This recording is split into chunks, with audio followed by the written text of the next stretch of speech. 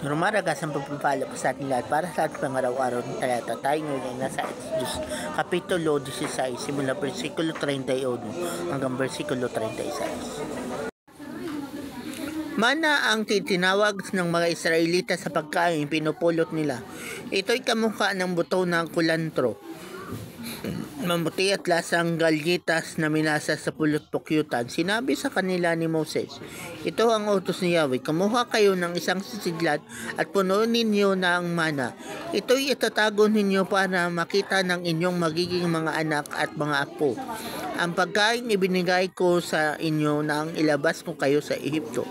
Hinabi naman ni Moses kay Aaron, kumuha ka ng isang banga at lagyan mo ng kalahating salop ng namana.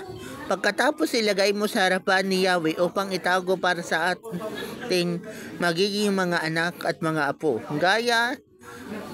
Gaya ng inuutos ni Yahweh kay Moses, inilagay ni Aaron sa harap ng kaba ng tipan ang banga ng mana.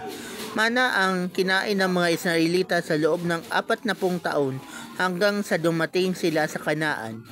Ang kalahating salop ay katumbas ng 10 bahagi ng kanilang takalan.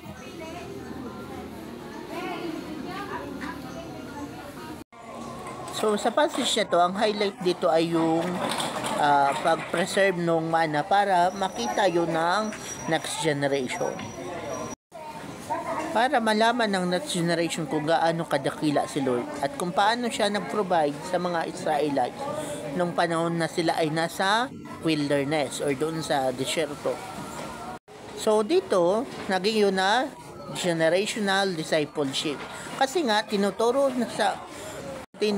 ng mga Israelites yung kabutihan ni Lord sa next generation ng mga Israelites. Kaya preserve yung mana. So, ang tawag ko dito ay generational discipleship.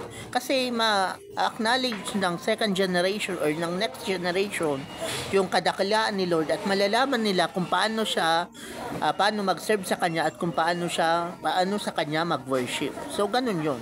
Ang tawag ko dito ay generational discipleship. So, ito ay naginang part ng kanilang kultura.